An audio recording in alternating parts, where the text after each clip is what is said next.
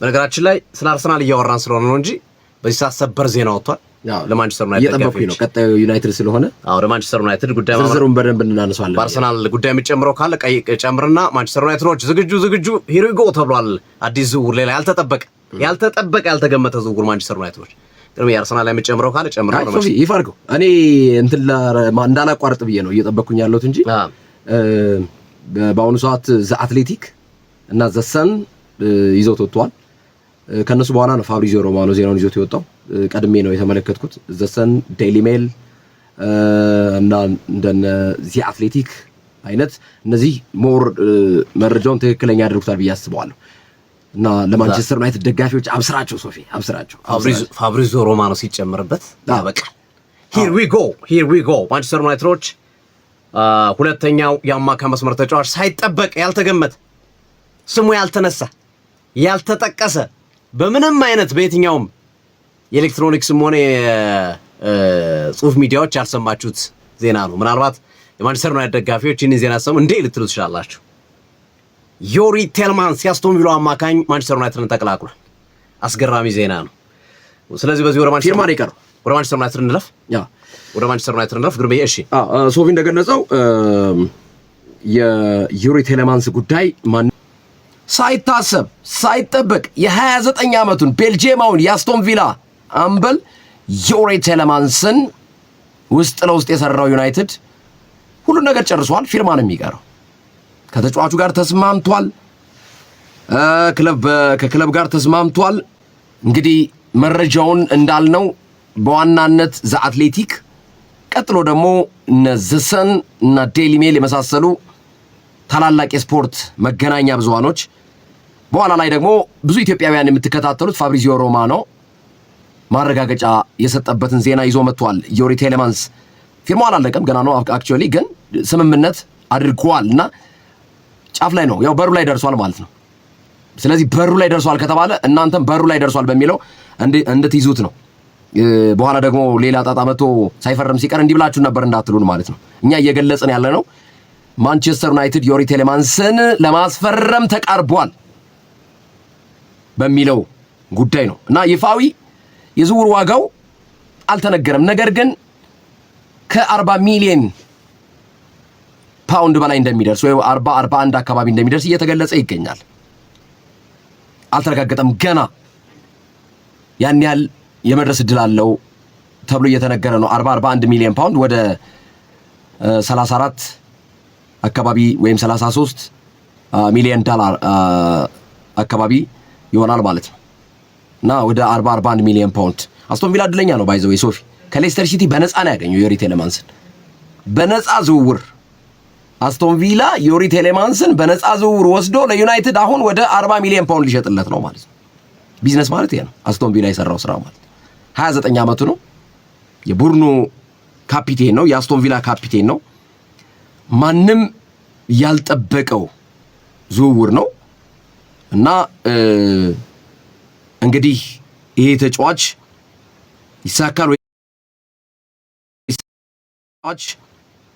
ይሳካል ወይስ አይሳካም የሚለውን አብረን እናያለን።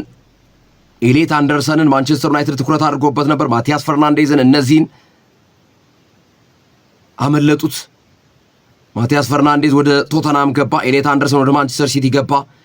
ከዛ ማንቸስተር ዩናይትድ መጣና አንድሬ ሳንቶስን ሲል እንዴ እነ ሳንድሮ ቶናሊ በተጠሩበት እነ ማቲያስ ፈርናንዴዝ በተጠሩበት እነ ኤሌት አንደርሰን በተባሉበት አማካኝ ቦታ ላይ አንድሬ ሳንቶስን ምን አስበው ነው ማንቸስተር ዩናይትዶች ይዘው የመጡት የሚል ሐሳብ ተነሳ።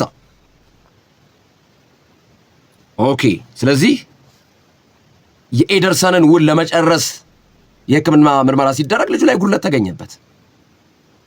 አታላንታ መልሱልኝ አለ። ውሉ ሳይፈጸም ቀረ፣ የኤደርሰን ማለት ነው። ስለዚህ አሁን ዮሪ ቴሌማንስ ላይ አርፏል ማለት ነው ማንቸስተር ዩናይትድ እና የቼልሲውን አማካኝ አንድሬ ሳንቶስን ባለፈው ሰኞ ለማስፈረም 48 ሚሊዮን ፓውንድ በተጨማሪም 2 ሚሊዮን ፓውንድ በአጠቃላይ 50 ሚሊዮን ፓውንድ ለአንድሬ ሳንቶስ ማቅረቡ የተገለጸ ሲሆን ዋጋውን በተመለከተ ግን ቼልሲው ማንቸስተር ዩናይትድም ቼልሲም በተለይ ማንቸስተር ዩናይትድ እንደ ውሸት ነው ይሄን ያክል ብር አይደለም ብለዋል። እና ስንት ነው አንድሬ ሳንቶስን ለማስፈረም ያሰባችሁት ሲባሉ እሱ ጊዜ የሚፈታው ጉዳይ ይሆናል ተብሎ ነው የተገለጸው ማለት ነው። እና አሁን ደግሞ የዩሪ ቴሌማንስ ስሙ ተነስቷል። ግን ለመዘዋወር መስማማት መቃረብ ነው እንጂ በዛ ደረጃ አልቋል። ግሩሜ ክሎዚንግ ነው የሚለው አልቋል። ድጋሚ ፖስት አደረገው ፋብሪዚዮ ሮማኖ ይኸው ዘሰን ይዞት የወጣው ማለት ፋብሪዚዮ ሮማኖ ጨርሶታል። አብቅቷል ብሏል። ተስማምቷል፣ ተፈራርሟል። ተጫዋቹ በቃ የፊርማ አረዘ ሶፊ እውነት። እሺ የዘሰንን ዘገባ አሁን ከአንድ ደቂቃ ፊት የወጣውን ላንብበው። ማንቸስተር ዩናይትድ ኢን አድቫንስድ ቶክስ ቱ ሳይን ዮሪ ቴሌማንስ ኢን ሾክ ትራንስፈር ዊዝ ኤደርሰን ዲል ኦፍ ይላል። ይሄ ከአንድ ደቂቃ ፊት ዘሰን ይዞት የወጣው ፋብሪዚዮ ሂሪጎ ብሎ ዘርግቦታል። ሂሪጎ ተባለ። በቃ ሂሪጎ ከተባለ የመመለስ እድሉ ጠባብ ነው። አንድሬ ሳንቶስም እኮ ሂሪጎ አልተባለም ሶፊ፣ ገና ነው ተባለ። እሱም ቀርቦ ነው ያለው። የፋብሪዚዮ ሮማኖ ዘገባ ደግሞ የሚለው ሶፊ ዘገባው ላይ የሚለው ማንቸስተር ዩናይትድ ክሎዚንግ ኢን ኦን ዩሪ ቴሌማንስ ዲል ነው የሚለው። ሂር ዊ ጎ ሱን ይላል። በቅርቡ ሂር ዊ ጎ እንላለን። ደገመው ሁለተኛ። ጥሩ ዞሮ ሁለት ጊዜ ነው የዘገበው። ግርሜ ልክ ነው። የመጀመሪያው ልክ ነበረ። ሁለተኛው ግን ይሄ ማለት ሂሪጎ ብሎታል። ከ20 ደቂቃ በፊት የወጣ ዜና ብሎ ይዞት የወጣው ማለት ነው። ከዛ በኋላ ድጋሚ ያደረገ ከሷ በኋላ ሌላ እሷ አጭር ነበር፣ ረጅም ጽፏል። ዞሮ ከፈረመ ምሰየው ውል ማፍረሻውን ጭምር ጨምሮ ሁሉን ነገር ዲቴል አስቀምጦታል። ግርሜ እሺ፣ ጥሩ እንደዛ ከሆነ ጥሩ እንትን ነው። በኋላ አንዳንድ እንደዚህ አይነት ነገሮች የፊርማ ጉዳዮች አነጋጋሪ ስለሆኑ አሁን የፋብሪዚዮ ሮማኖ ከ20 ደቂቃ በፊት ዘሰን ደግሞ ከ1 ደቂቃ በፊት አሁን ብሬኪንግ ብሎ ይዞት የወጡት ላይ ንግግር ኦልሞስት መቃረቡን የሚጠቅሱ መረጃዎች ስለሆኑ ከፈረመም ኦልሞስት ጥሩ ነው፣ አሪፍ ነው። መፈረሙ የሚቀር አይመስልም ከዜናዎቹ አንጻር ስንመለከተው ማለት ነው። ዞሮ የዩሪ ቴሌማንስ ወደ ማንቸስተር ዩናይትድ ቤት መምጣት ግን ያልተጠበቀ ያልታሰበ በጣም አነጋጋሪ የሆነ የዝውውር ጉዳይ ነው።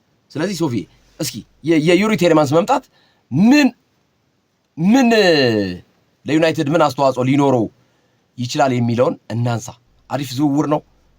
እኔ ከኤደርሰንም ከአንድሬ ሳንቶስም የዩሪ ቴሌማንስ ተመችቶኛል። እውነት ለመናገር ቡድን መምራት ይችላል፣ ኤክስፒሪየንስር ነው እና ማንቸስተር ዩናይትድ አሁን ነው ጥሩ የተባለ ብዬ ጥሩ ዝውውር አከናወነ ምለው እኔ የዩሪ ቴሌማንስ ላይ እንግዲህ ማንቸስተር ዩናይትድ በፍጹም ያልተጠበቀ ያልተገመተ እና ብዙዎች ያልጠበቁት ዝውውር ነው ማከናወን የቻለው ይሄ ዝውውር ማለት ነው። በዚህ ዕለት ውስጥ እንግዲህ ማንቸስተር ዩናይትድ ለዩሪ ቴሌማንስ ውል ማፍረሻ 41 ሚሊዮን ዩሮ ከፍሏል። 41 ሚሊዮን ዩሮ ከፍሏል። መልቀቂያ ዋጋው የግል ጉዳዮች አልቀዋል። የመልቀቂያ ዋጋው ሪሊዝ ክሎዝ አክቲቬት ተደርጓል። አንድ ተጫዋች ሪሊዝ ክሎዝ የመልቀቂያ ዋጋው አክቲቬት ከተደረገ የግል ጉዳዮች ከተስማማ ዝውውር አልቋል ማለት ነው። ፌዴሬሽን ብቻ ማስገባት ነው የሚጠበቅበት። አየው ግን ዝውውር እንዴት በየደቂቃው እንዴት እንደሚፈጥን ሰው። እንግዲህ ለማንቸስተር ዩናይትድ ይሄ ተጫዋች ሁለተኛ ፈራሚ ነው የክረምቱ አማካይ መስመር ተጫዋቾች መካከል ማለት ነው። አንድ ሳንቶስ ቀጥሎ የዩሪ ቴሌማንስ መምጣት አድማጮቻችን ያስቁኛል። የማትገመት ሰው ሁን ማለት እንደዚህ ነው ይላል።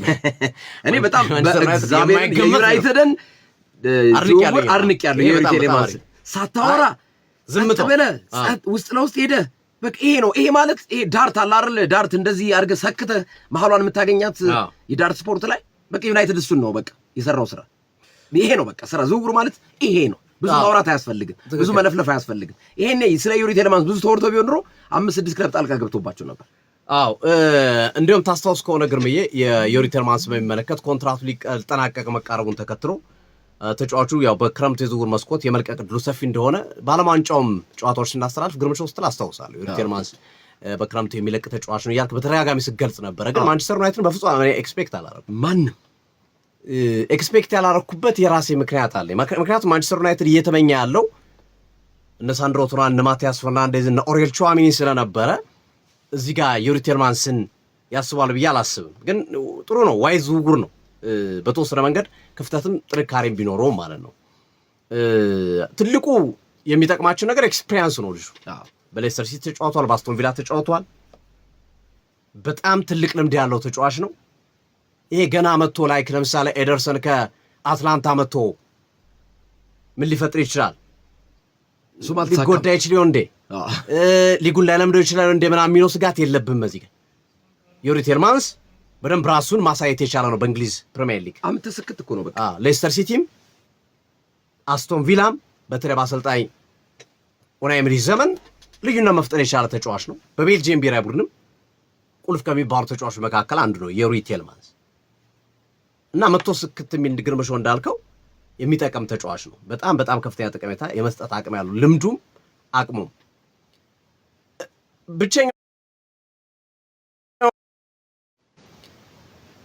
ብቸኛው የምታነሳው ነገር ዮሪ ቴልማንስ ሪሴል ቫሊ ነው። ግርሜ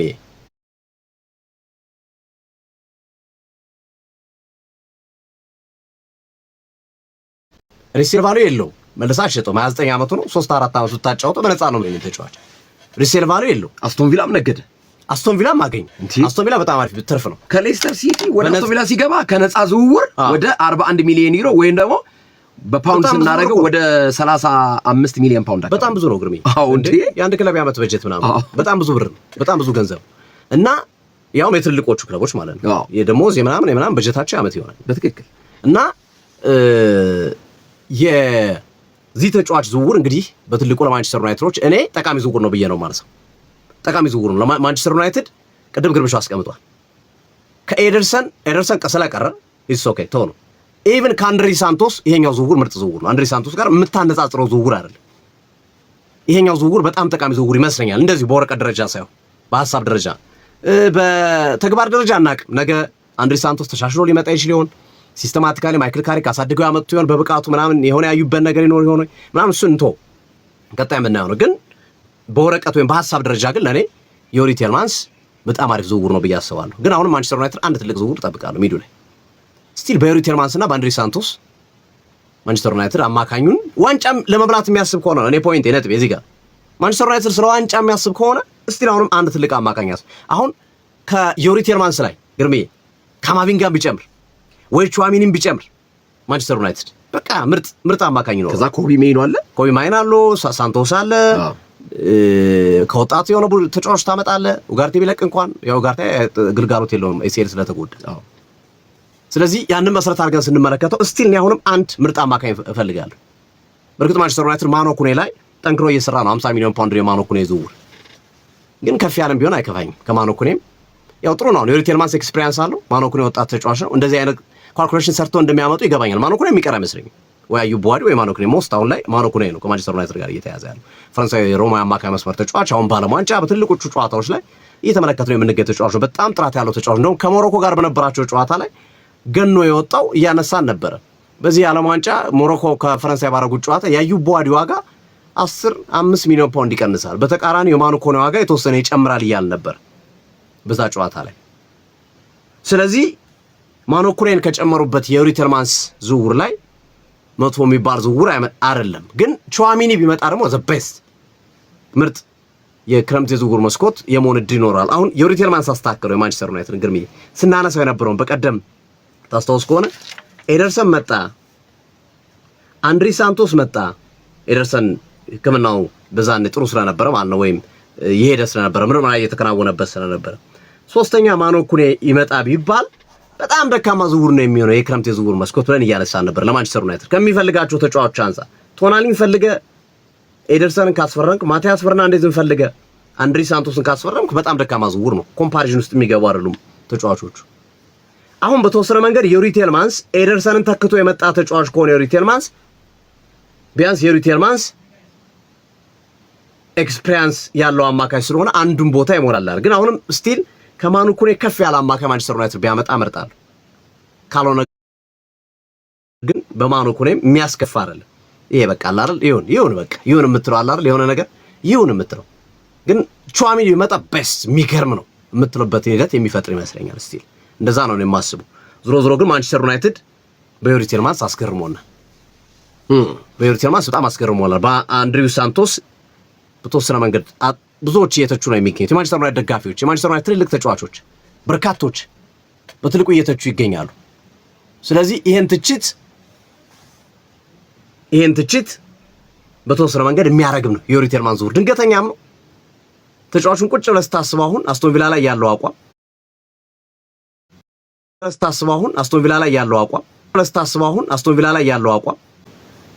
ዋጋውም እኮ ጥሩ ነው። እውነት ለመናገር እኮ አሪፍ ነው። ያው አስቶን ቪላ በነፃ ስላገኘው ከሚለው ነው እንጂ ዋጋው አሪፍ ዋጋ ነው። እንዴ ዩሪ ቴሌማንስ ለብሩኖ ጉማሬዥ 77 እየጠየቀ አይደል? ክለቡ እኮ 100 እያለ ነው። ክለቡ 100 እያለ ነው። እንግዲህ እንደው እስከ 80 እንኳን ቢወርድ ነው፣ እስከ 70 እንኳን ቢወርድ ብለን ብናስበው ከዛ አንፃር የዩሪ ቴሌማንስ ዋጋ አሪፍ ነው። ተመሳሳይ ነው እድሜያቸው።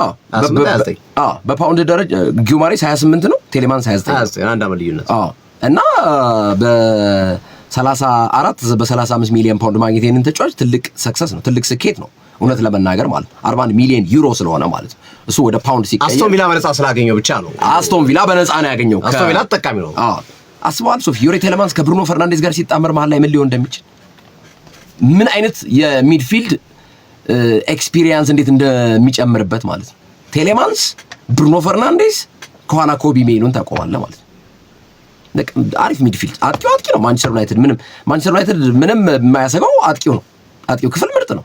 ጎል ያገባል። ከየትኛውም የፕሪሚየር ሊጉ ክለብ በላይ ነው። ባለፈው የውድድር ዓመት ስንመለከተው በአጥቂ ክፍል ማንቸስተር ዩናይትድ ማለት ነው። ችግሩ ማንቸስተር ዩናይትድ ተከላካይ ክፍሉና አማካኝ ክፍሉ አንዳንድ የሚዋዥቅበት ሁኔታ አለ።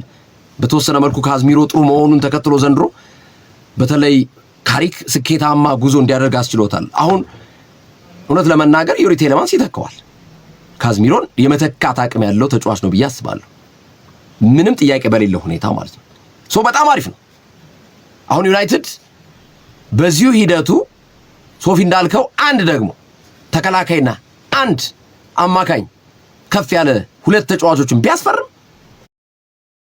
እማኔ ነው የምነግርህ በጣም በቃ ማንቸስተር ዩናይትድ የ2028 ግቡ ቀድሞ 2027 ከአንድ ዓመት በፊት የመሳካት እድል ሊኖረው ይችላል ብዬ አስባለሁ። ያው 2028 ላይ ማንቸስተር ዩናይትድ ዋንጫ እንወስዳለን 150ኛ ዓመታቸው ስለሆነ ዋንጫ እንወስዳለን ብለው ግብ አስቀምጠዋል እንደ ግብ ማለት ነው። የዩሪ ቴሌማንስ ዝውውር ለማንቸስተር ዩናይትድ እውነት ለመናገር ምርጥ ዝውውር ነው። ዩሪ ቴሌማንስ አንድ ግብአት ነው። ልጁ ጥሩ ነገር ይጨምራል። አማካኝ ክፍሉ ላይ አሪፍ ነገር ቡድን የመምራትም ክህሎት ስላለው የአስቶን ቪላ አምበል ነው። የቤልጂየም ብሔራዊ ቡድንም አምበል ነው ዩሪ ቴሌማንስ። ባለፈው ዓመት ኡናይ ኤምሪ በ35 ጨዋታ ተጠቅሞበታል። ይሄን ልጅ 35 ጨዋታ እንዲጫወት አድርገዋል። ይሄ የልጁን ብቃት ነው የሚያሳየው፣ ምን ያህል በዛ ቡድን ውስጥ በአጠቃላይ በፕሪሚየር ሊጉ ከ250 በላይ የፕሪሚየር ሊግ ጨዋታዎችን ማድረግ የቻለ ተጫዋች ነው። ልምድ አለው እና በእንግሊዝ ፕሪሚየር ሊግ እንደ አዲስ አይደለም መጥቶ በቦታው ስክት ብሎ ለዩናይትድ ትልቅ ግብአትና አስተዋጽኦ የሚያበረክት ተጫዋች ነው። ከዚሁ ከዩናይትድ ቤት ሳንወጣ ዝውውሮችን በዚሁ እንቀጥል። ሶፊ ዝውውር ሊከናወን ነው። ሜሰን ግሪንውድ ያው እንደሚታወቀው ይሄን ተጫዋች ማንቸስተር ዩናይትድ ለኦሎምፒክ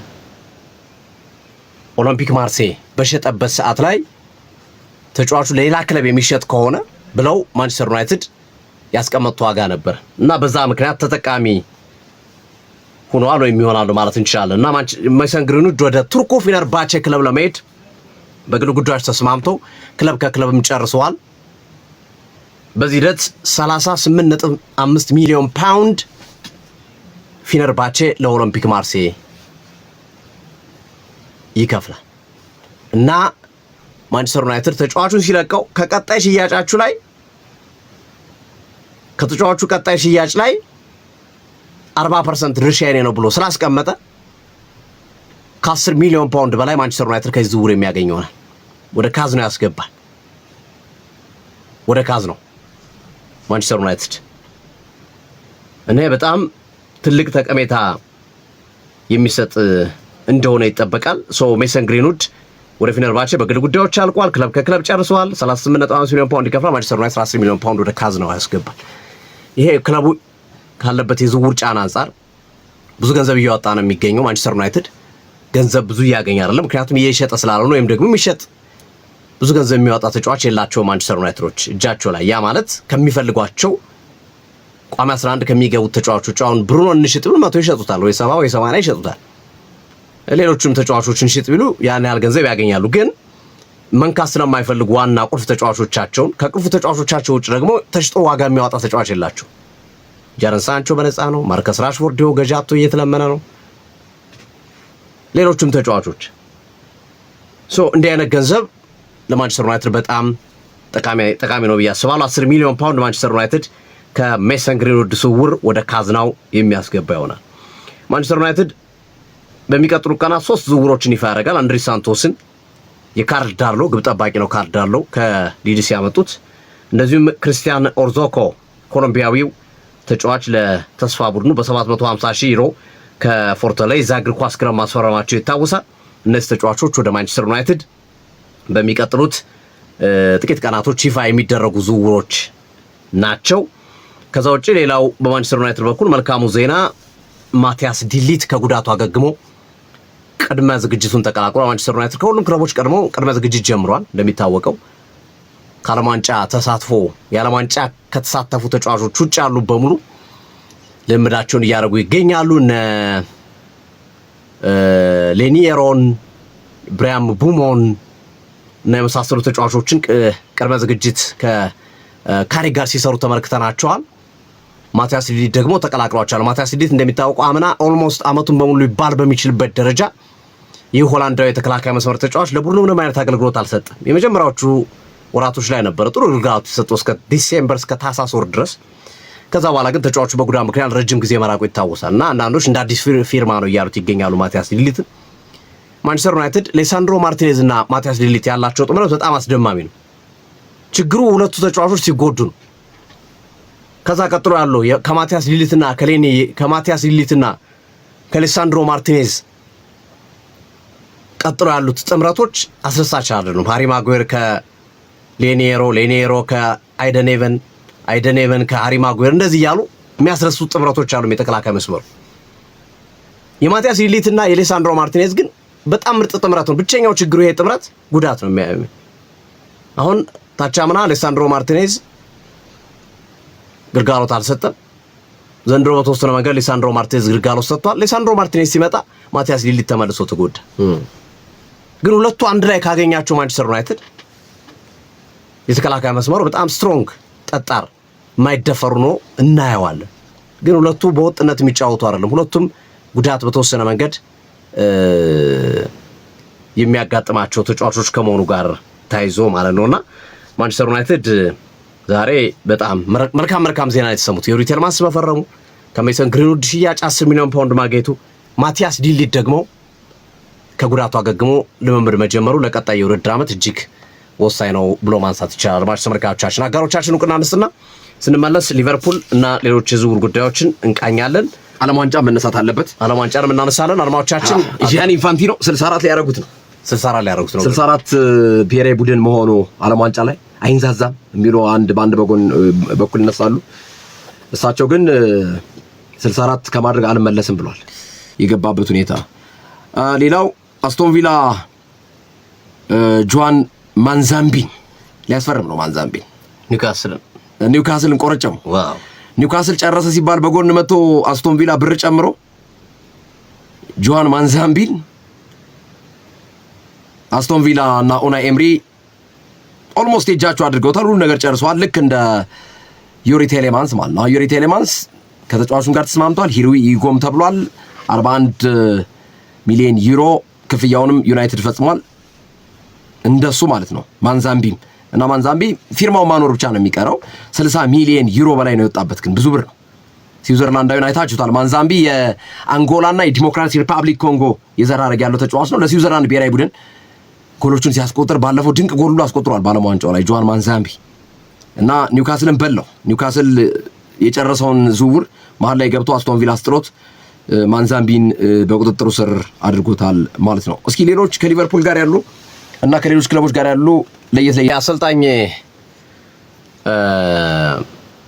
አንዶኒ ራዮላ መግለጫ ሰጥተዋል። ስለ ክለቡ በሚመለከት ተጨማሪ ፍርሚያዎች እንደሚፈልጉ እስካሁን 2 እንዳስፈረሙ ከዚህ ቀደም እንደገለጽላችሁ ማለት ነው። እሱን መሰረት በማድረግ ሀሳባቸውን እያስቀመጡ ይገኛሉ። ከሊቨርፑል ጋር የተያዘው አዲሱ ነገር ምንድነው? ተከላካይ መስመራቸውን ለማጠናከር ይረዳቸው ዘንድ በአለፉት ዓመታት በበርንማውዝ እግር ኳስ ክለብ የተመለከት ነው አምና ደግሞ ወደ ፓሪስ ሰን ዠርመን ሄዶ ነገር ግን በቂ መጫወት እድል አላገኘም በዊሊያም ፓቾና በማርኪኒዮስ ምክንያት። ይሄ ተጫዋች ፒኤስጂ መልቀቅ ይፈልጋል፣ ወጥነት ያለው ወይም በየሳምንቱ መጫወት ከመፈለጉ ጋር ተያይዞ ኢሊያ ዜባርኒ የፓሪስ ሰን ዠርመን የማል ተከላካይ ሊቨርፑሎች ለማስፈረም እየሰሩ ነው የሚገኙት። ኢሊያ ዜባርኒ ዩክሬናዊ ተከላካይ ነው የተጫዋች። ሊቨርፑሎች ተጫዋቹን በውሰቱል በአንድ ዓመት የውሰቱል ለማምጣት ነው የተዘጋጁት። ከዛ የውሰቱል እንደተጠናቀቀ በ50 ሚሊዮን ዩሮ ተጫዋቹን ማስፈረም የሚል እቅድ ነው ያላቸው። ላይክ አምና አርሰናል እንዳደረገው ማለት ነው። ፔሮ ሂንካፔን በውሰት አመጣው፣ ከዛ አመቱ ሲያልቅ በቋሚነት አስፈረሙ። ዜባርኒንም ኤላይ ዜባርኒን ተመሳሳይ ነው ማድረግ የሚፈልጉት። ምክንያቱም በሚቀጥለው ክረምት ቨርጂል ቫን ዳይክ የ2 ዓመት ኮንትራት ስለሚጨርስ ይለቃል ተብሎ ይጠበቃል። ዜባርኒ ለሱ ምትክ ለማድረግ ነው የፈለጉት። በዚህ ዓመት ደግሞ ኢብራሂማ ኮናቴ ስለሚወጣ ተከላካይ መስመሩ እንዳይሳሳባቸው ችግር እንዳይገጥመው ከማሰብ አንጻር ያደረጉት ያሰቡ ዝውውር እንደሆነ እየተነገረ ነው የሚገኘውና ኤልያስ ዜባርኒ በቦርማውዝ የምናውቀው የማል ተከላካይ በጣም ምርጥ ተከላካይ ነው። ኤልያስ ዜባርኒ ወደ ሊቨርፑል ቤት ለመምጣት መቃረቡን እየተገለጸ ነው የሚገኘው። አሰልጣኝ አንዶኒ ራዮላ ቢያንስ 2 እና 3 ተጨማሪ ፊርማዎችን እፈልጋለሁ እያሉ ይገኛሉ። ምክንያቱም ውድድሩ ከባድ ነው፣ ታፍ ነው። እኛ ከምንጫወትበት መንገድ አንጻር የሚስማሙ ተጫዋቾችን እንፈልጋለን። ያንን መሰረት አድርገን አሁንም ዝውውሮች እንዲፈጥኑ እፈልጋለሁ የሚል አስተያየታቸውን ያስቀመጡበት ሂደት አለ። ግርምዬና ሊቨርፑል እንግዲህ ኢሊያ ዜባርኒን ከፓሪስ ሰን ዠርመን የማስፈረም እድሉ በጣም ሰፊ ይመስላል። ወደ ሌሎች ከዓለም ዋንጫ ጋር ወደ ተያዙ መረጃዎች እናምራ። አንዱ ሴኔጋል አሰልጣኟን ፔፔ ታዮን አሰናብታለች። ፔፔ ታዮን ማሰናበቷን ተከትሎ እንኳን አባረረችው እሱ ነው። በተለይ የብዙ አፍሪካውያንን ስሜት ነው የጎዳው። ሴኔጋል ቤልጂየምን ጥላ ማለፍ የምትችልበት 2-0 እየመሩ ፔፔ ያለው ተፈጸመለት። አሰልጣኝ አባላቶቹ ካልተሰናበቱ አልጫወትም ለሴኔጋል አልመጣም እንዳጠሩ ብሎ ነበር። አሁን ወስነዋል። እንግዲህ ሴኔጋሎች አሰናብተዋል ፔፔ ታዮን። በቀጣይነት የቀድሞውን አርሰናል የአማካይ መስመር ተጫዋች ክሪስታል ፓላስ ቦሎኛ አሰልጥኗል። ብዙም ውጤታማ ባይሆኑም በሁለቱም ክለቦች። ፓትሪክ ቬራ ቀጣዩ የሴኔጋል ብሔራዊ ቡድን አሰልጣኝ የመሆን እድሉ ሰፊ እንደሆነ እየተነገረ ነው የሚገኘው። ፓትሪክ ቬራ ጥሩ ኤክስፒሪያንስ ያለው አውሮፓ እግር ኳስ ቀመስ ተጫዋች ከመሆኑ ጋር ተያይዞ መልካም አጋጣሚ ሊፈጥር የሚችልበት ሂደት እንዳለ መናገር ይቻላል። ፓትሪክ ቬራ የሴኔጋል አሰልጣኝ ሆኖ የሚሾም ከሆነ በቀጣይ ቀናቶች የሚጠበቁ ነው የሚሆነው። ያ ከሆነ ማለት ደግሞ እንግዲህ ፓትሪክ ቬራ ሴኔጋልን ይዞ መጥቶ አዲስ አበባ ላይ ከኢትዮጵያ ብሔራዊ ቡድን ጋር መስከረም 17 ይጫወታል ማለት ነው። ዋው አስገራሚ ነው ግርምዬ። መስከረም 17 ኢትዮጵያና ሴኔጋል ለ2027ቱ የአፍሪካ ዋንጫ ማጣሪያ የመጀመሪያ የምድብ ጨዋታቸውን ያደርጋሉ። ትክክል ግርምዬ። ከዚሁ ከአሰልጣኝ ሹመት ጋር በተያያዘ ሌላው የሚጠበቅ ሌላ አንድ ሹመት አለ። ጣሊያን ፔፕ ጋርዲዮላን ለመሾም እየተዘጋጀች ነው። ከዚህ በፊትም በተወሰነ መንገድ መረጃውን አጋርተናችሁ ነበረ። አሁን ፓውሎ ማልዲኒ የጣሊያን እግር ኳስ የቴክኒክ ኃላፊ ሆኖ ከተሾመ በኋላ ጋርዲዮላን ለማምጣት እየሰራ ነው። በጣም ትልቅ ችግር የሆነባቸው ደሞዙ ብቻ ነው። ጋርዲዮላን ፕሮጀክቱን ይፈልገዋል ተብሏል። የብሔራዊ ቡድን አሰልጣኝ መሆን ይፈልጋል። ምክንያቱም የብሔራዊ ቡድን አሰልጣኝነት ረፍት አለው። ያው የምትቸገረው ቱርናመንቶች ሲኖሩ ብቻ ነው። ከቱርናመንት በኋላ የወራጅነት ጨዋታዎች ነው በብዛት የሚበዙ እና ብዙ ረፍት ያለው እና ጫናው አነስ ያለ ነው። ግን ያው ቱርናመንት ላይ ደግሞ አቋምን ካላሳየ የመሰናበት እድል ሰፊ ነው በብሔራዊ ቡድን ደረጃ። እሱ ነው ኔጌቲቭ ነገር።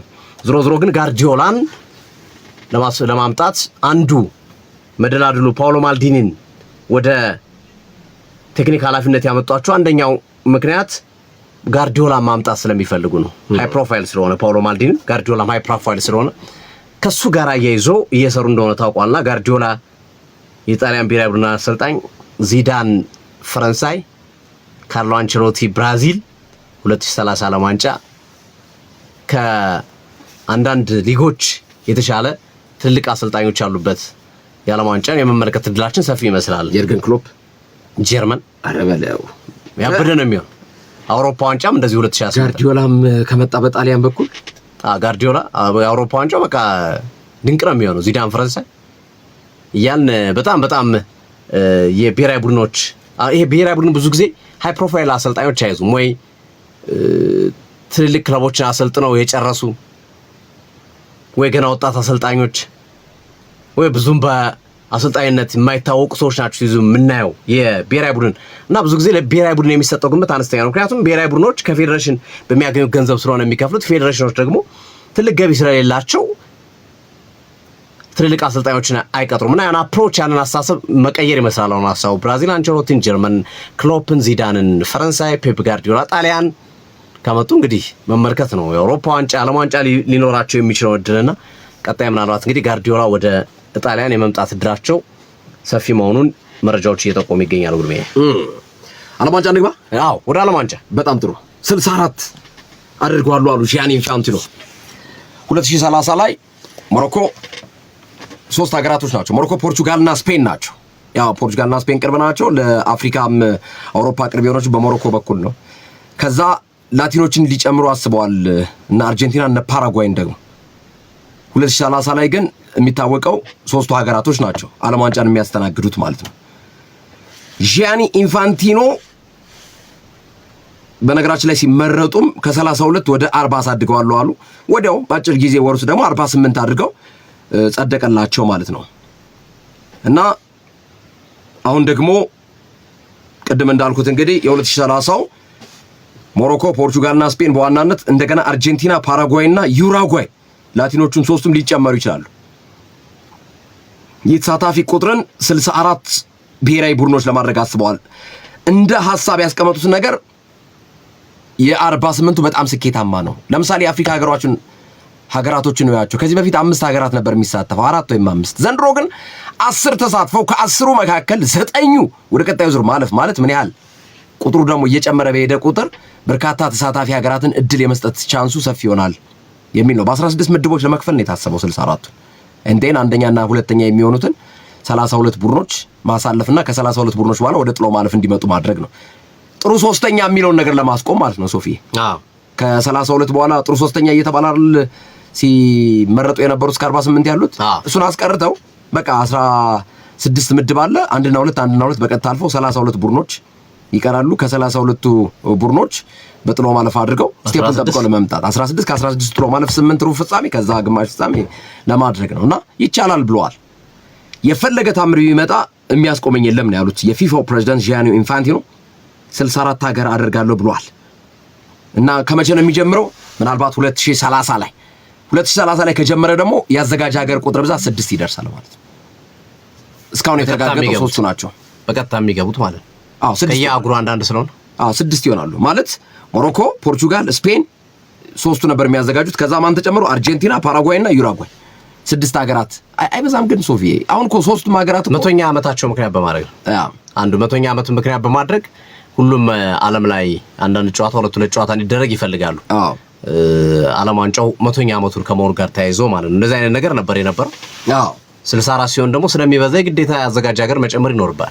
ግን አሁን የዘንድሮ አዘጋጅ ሀገር እንደው ካናዳና ሜክሲኮ የቤት ተመልካች ከመሆኑ ውጭ እንዳለ እኮ ጨዋታ የተደረገው አሜሪካ እኮ ነው እንዳለ ማለት ነው። በጣም ጥቂት ጨዋታ ነው እነሱ ጋር የተደረገው፣ በጣም ጥቂት ጨዋታ ማለት ነው።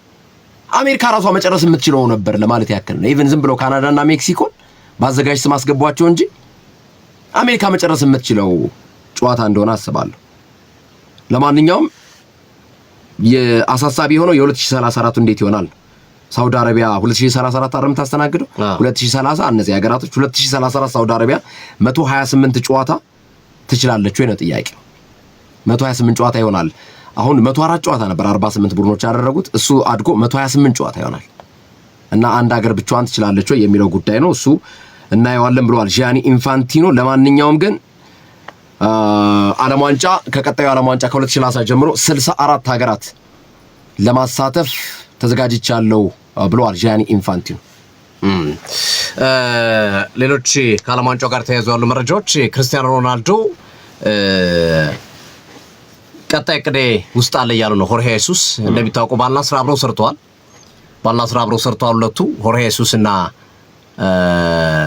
ክርስቲያኖ ሮናልዶ አብረው የሊጉን ዋንጫ አስተዋል። በጣም ጥሩ ግንኙነት ያላቸው ናቸው። እንደውም ሆርሄ ኢየሱስ ወደ አልናስር እንዲመጡ ክርስቲያኖ ሮናልዶ ጠቁሟል ነው የሚባለው። አሁን በፖርቹጋል ብሔራዊ ቡድንም ሲመጡም የክርስቲያኖ ሮናልዶ ሐሳብ አለበት ተብሎ ይገመታልና እቅዴ ውስጥ አለ፣ በቀጣዮቹ እቅዶች ውስጥ አለ ብሏል። ቀጣይ እንግዲህ የአውሮፓ ዋንጫ ነው 2028 ላይ የሚከናወነው። ከዛ ጋር ተያይዞ እቅዴ ውስጥ አስገብቼዋለሁ፣ ሮናልዶ አሁንም እቅዳችን ውስጥ አለ፣ የእሱን ውሳኔ ብንጠብቅም የሚል ሐሳባቸውን ሰጥቷልና ስቲል ሮናልዶን አሁንም በፖርቹጋል ብሔራዊ ቡድን በተለይ በ2028 የአውሮፓ ዋንጫ የመመልከት እድል ሊኖረን እንደሚችል የመረጃ ምንጮች እየገለጹ ይገኛሉ። ሌላው ሊዮኔል አንድሪያስ ሜሲ ነው። ሊዮኔል አንድሪያስ ሜሲ እንግዲህ ከስዊዘርላንድ ድል በኋላ ልምምድ ሰርተዋል። ተጫዋቾቹ ትናንት በነበረው ልምምድ ላይ አለመሳተፉ እየተነገረ ነው የሚገኘው። ከዛ ከጨዋታው በኋላ በነበረው ልምምድ ላይ ከስዊዘርላንድ ጋር በነበረው ጨዋታ መጠነኛ ግጭት እንደነበረና ግን ለክፉ የማይሰጥና ለረቡዕ ጨዋታ የሚደርስ እንደሆነ የመረጃ ምንጮች እየገለጹ ይገኛሉ። ሜሲ ልምምድ ባይሰራም ግን ክፉ ጉዳቱ ያን ያህል ለክፉ የሚሰጥ ወይም ብዙ ቀን የሚያቆይ አለመሆኑን ተከትሎ ተጫዋቹ የመድረስ እድሉ ሰፊ ነው። ሌላ ዲክላን ራይስ ነው። ዲክላን ራይስ የምግብ መበላሸት ወይም የምግብ መበከል ገጥሞት እንደነበረና ባለፈው ሳምንት 2 ቀን ልምምድ ሳይሰራ የቆየው ከዛ ጋር የተያዘ እንደሆነ ተጠቅሷል በምግብ መበከል ምክንያት። ነገር ግን አሁን ከዛ ህመሙ አገግሟል። ባለፈውም ቀይሮ ያስወጡት ከዛ ህመሙ በደንብ ስላላገገመ ነበር። አሁን ግን በቂ ረፍት ስላገኘ ለረቡዕ ጨዋታ ዲክላን ራይስ አርጀንቲና በሚገጥሙበት ጨዋታ ይደርሳል ተብሏል። ይሄ ለእንግሊዞች ትልቅ ዜና ነው፣ መልካም ዜና ነው። ባለፈው ራይስ ሲወጣ ሚዱ ለመስተካከል ጊዜ ነው የፈጀበት ሞርጋን ሮጀርስ እስኪገባ ድረስ ማለት ነው። ትክክል። ከዛ አሌክዛንደር ሶርሉዝን የተመለከተ መረጃ ነው ግርም ያለው። ሶርሉዝ እንደምታስታውሰው ኖርዌይ 1-0 እየመራች ሁለተኛዋን ጎል ለማስቆጠር በምትሄድበት ሰዓት ላይ በጣም አስደናቂ ኳስ ሶርሉዝ አግኝቶ ለሃላንድ መስጠት ሲገባው ራሴ አገባዋለሁ ብሎ የሞከረው ሙከራ ሳይሳካ ቀርቷል እና ከፍተኛ የግድያ ማስፈራሪያ እየደረሰው ይገኛል ከኖርዌዮች ማለት ነው። ያንን ጎል በመሳቱ ባለማቀበሉ ምክንያት ለሃላንድ በጣም ከፍተኛ ማስፈራሪያ እየደረሰው እንደሆነ እየተጠቀሰ ነው የሚገኘው። ጭራሽ ከዛም አልፎ ራሱ እንዲያጠፋ የሚገፋፋ ኮሜንቶችና እሱን ፖስት አድርጎ ነበር ፎቶ የሳተውን ጎል ማለት ነውና እሱን አያይዘው ከፍተኛ የሆነ ጫና እያሳደሩበት እንደሆነ አሌክዛንደር ሶርሉዝ እየተጠቀሰ ነው የሚገኘው። አሌክዛንደር ሶርሉዝ በጣም ከፍተኛ ጫና ውስጥ እንደሆነና አረልክ አይደለም በጣም ሰትኮን ይሰራው እሱ ጋር ሶፊ። ግን በዚህ ልክ ደግሞ የኮሎምቢያም አንድ ተጫዋች ማን እንደሆነ ስሙን ዘነጋውት እንጂ በተመሳሳይ የእንገላለን ዛቻ ደርሶበታል። ኮሎምቢያ ማለት ነው ኤስኮባርን ገሎታል እና ልጁ በኤስኮባር የደረሰውን ላይ ላለመድረሱ ዋስትና የለኝም ብሎ ከአሜሪካ መንቀሳቀስ አልፈልገም እዛው ማለት ነው። አሌክሳንደር ሶርሉዝን በጣም ከፍተኛ ጫና ውስጥ እንዳለ አሬሱ ያናደው እኮ ምናምን ለእንትና ለሃላንድ መስጠት ነበር እኮ። አርማዎቻችን ግን ኳስ ነው ባይ ዘ ወይ። ከልብ እናመሰግናለን አብራችሁ ለቆያችሁ ሁሉ። ነገ ምሳ ሰዓት አለን፣ ማታም አለን። ነገና ከነገ ወዲያ ስፔን ከፈረንሳይና አርጀንቲና ከእንግሊዝ የሚያደርጉት ሁለቱም ከዓለም ዋንጫው ነገ በሰባት እንመጣበታለን። ከዓለም ዋንጫው የፍጻሜ ጨዋታዎች ናቸው ግርም የሁለቱ። ምክንያቱም በጣም በሚያስገርም ሁኔታ በታሪክ ለመጀመሪያ ጊዜ በዓለም ዋንጫው በፊፋ የደረጃ ሰንጠረዥ ከ1 እስከ 4 የሚገኙ ቡድኖች ናቸው እርስ በርስ የተገናኙት። ሃሚልተን መሆኑን ያሳያል አይደል? ልክ ነው። ሃሚልተን ካምፓስ ነው የሚባለው ሶፊ